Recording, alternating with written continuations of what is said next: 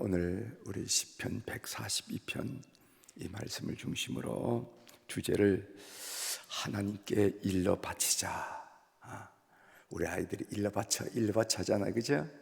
일러 바치지 말아라 그런 말도 하는데 하나님께 일러 바치자, 이런 주제로 같이 은혜를 나누고자 합니다.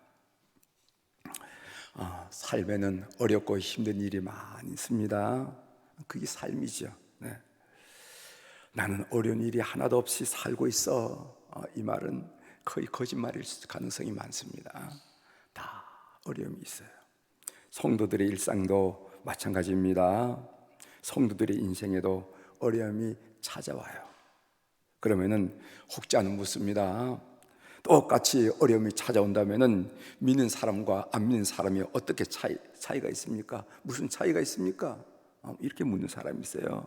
분명한 차이가 있습니다. 그 차이가 무엇이냐 하면은 성도에게는 고난의 때에 하나님 아버지를 부를 수 있는, 하나님의 아버지를 부를 수 있는 권세가 있다는 거예요. 권세가 있다는 거예요. 아이들이 살다가 아빠 하고 쳐다보는 사람이 있는 아이하고 아무리 좌우를 찾아봐도 부를 대상이 없는 고아하고 사는 건 다른 겁니다. 그렇죠? 어려운 일이 생길 때 아빠, 엄마 부를 수 있는 아이의 삶과 아무리 어려운 일을 당했지만 주변에 사람이 없어서 고아, 내가 진짜 고아구나 라는 삶은 다르다는 거예요. 저희 친구 목사가 심호하는 교회에서 큰 어려움을 만났습니다. 얼마나 힘들었는가 하면은 머리에 원형 탈모가 생길 정도로 힘들었다고 그래요. 그러니까 뒷머리에 쑥 머리가 빠지는 거예요. 그게 딱 빠지는 거니 원형. 그 정도로 어려웠어요. 새벽 기도를 마치고 강단 뒤에서 무릎 꿇고 앉아서 시편 말씀을 늘 읽었다고 그럽니다. 그때 이제까지 경험해보지 못한, 느껴보지 못한 감동을 많이 받아놓으라고 그의 표현에 의하면은 시편의 말씀들이 꿈틀꿈틀거리면서 사람에서 다가오더라는 거예요. 글자가 꿈틀꿈틀거리면서 살아서 다가오더라, 친구의 표현이었습니다. 그렇게 은혜가 되더라 하는 말씀이죠. 오늘 본문인 시편 142편의 말씀도 마찬가지입니다. 우리가 이 시편 142편을 마치 누구의 시 한 편을 읽듯이 무미건조하게 읽어낼 수도 있어요. 그러나 시인이 겪는 유사한 비슷한 삶의 시련을 겪고 있다면 이 시편의 말씀은 꿈틀꿈틀거리면서 단어 한마디 한마디가 우리에게 다가오리라, 이렇게 여기십니다. 우리 시편 142편 한번 보려고 하는데 다윗의 현재 상황은요, 어려움 그 자체였습니다. 오늘 그 시편 142편 그 오른쪽에 가로 열고 제목이 나오는데 그 제목에 보면은 다윗이 굴에 있을 때 지은 마스길 곧 기도, 이런 말이 있어요. 그 다윗이 굴에 있었다. 다윗 성경에 보면 다윗이 굴에 있을 때가 두 번 있었습니다. 한 번은 뭐냐면은 사무엘상 24장 3절에 나오는데 다윗이 3,000명의 사울의 군사의 추적을 피해서 숨었던 굴이 하나 있어요. 굴. 사울 왕이 다윗을 죽이려고 잡으려고 추적을 하는데 한 사람을 잡으려고 3,000명을 동원, 3,000명. 그때 은신했던 굴이 있었어요. 그것이 사무엘상 24장에 나옵니다. 또 어떤 굴이 나오냐면은 다윗이 그를 따르던 400명의 사람들과 함께 그것도 역시 사울을 피해서 은신했던 아둘람 동굴의 사건이 나옵니다. 그 이야기가 사무엘상 22장에 나오는데, 사무엘상 22장에 나오는데 거기 보면 원통한 자, 한이 맺힌 자, 그 사이에서 힘들게 살아간 사람이 다윗의 뒤를 따르는데 그 인원수가 자그만치 400명이 살아요. 그 400명이 아둘람 동굴에 은신했던 내용이 사무엘상 22장에 나온다 이 말이죠. 아무튼 굴에 은신했다 하는데 그 굴은 고난의 자리였음이 분명합니다. 무슨 호화호식하는 그런 자리는 분명히 아니었어요. 쫓기는 자리고 추적받는 자리고 책임져야 할 자리고 대책이 없는 자리고 절망하는 자리가 분명했을 것입니다.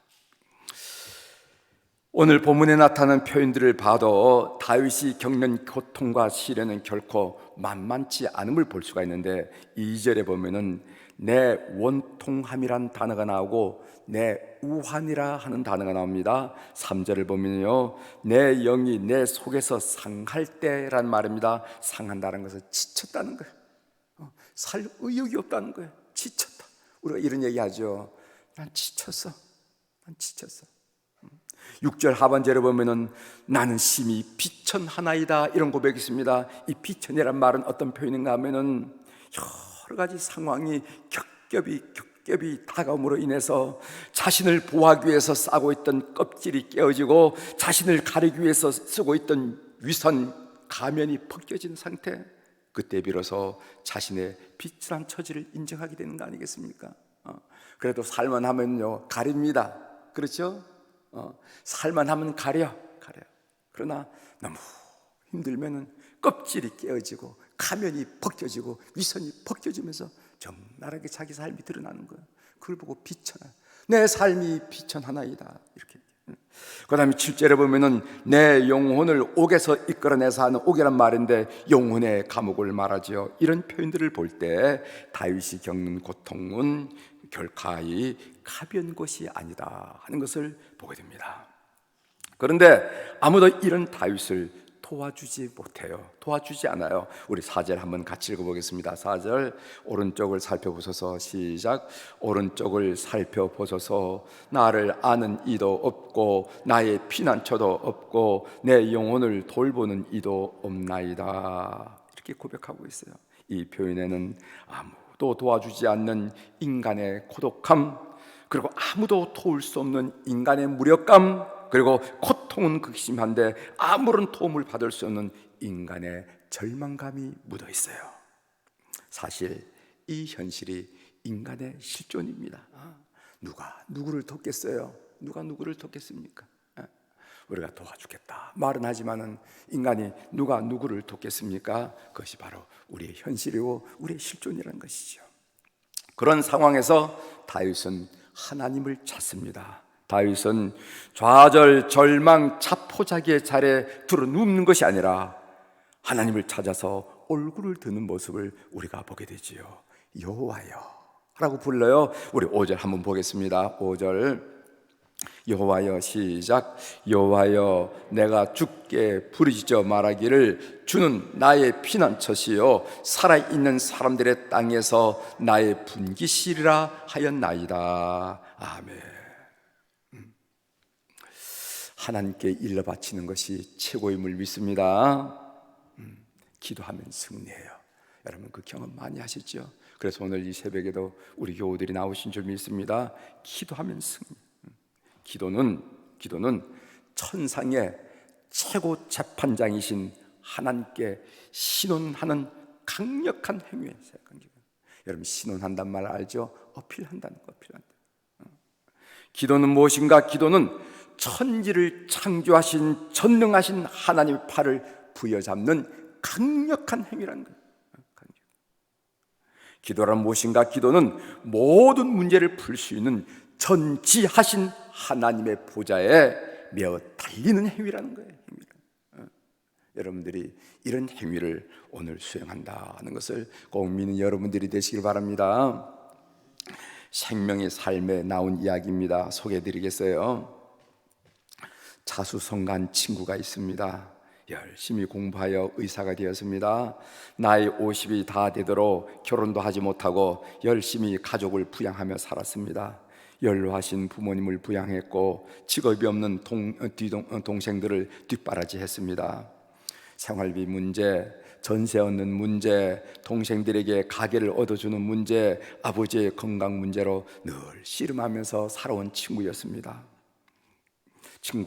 그 친구가 세례를 받던 날이었는데 세례를 받고 나서 저기 했던 말이 잊혀지지 않습니다. 뭐라고 했냐면은 이제 내게도 의지할 분이 생겼으니 참으로 기쁘다. 나의 걱정과 근심을 내어놓을 수 있는 분이 계시니 이제 마음이 편하다. 이렇게 하더라는 거예요. 아주 순수하고 솔직하지만은 참 마음에 와 닿는 표현이 아니겠어요? 세례를 받던 날. 가정이라는 삶의 짐을 지면서 아들이기 때문에, 장래이기 때문에 포기하거나 거부할 수 없어 그 짐을 지고 왔는데, 장남이기 때문에 아버지한테 말하면 걱정거리를 끼칠 것 같고, 동생들한테 말해봤자 도움도 되지 않고 아무도 도움이 없다고 느껴지는데, 세례를 받는 날 하나님을 발견하고 이제 내게도 의지할 분이 생겼으니 참으로 기쁘다. 나의 걱정과 근심을 내어놓을 수 있는 분이 계시니 이제 마음이 편하다. 이 말이 솔직하게 진실하게 마음에 와닿더라 하는 이 표현이 그 글이 생명의 삶에 와 있습니다. 이것이 믿음입니다. 아시죠? 이것이 믿음이에요. 이것이 믿음.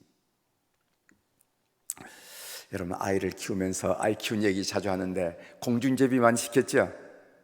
아이가 달려오면 아이를 안아서 어떻게 합니까? 공중에 이렇게 하는 걸 공중제비라고 그러죠? 공중제비. 공중제비를 하면 아이는요 깔깔거리고 좋아합니다.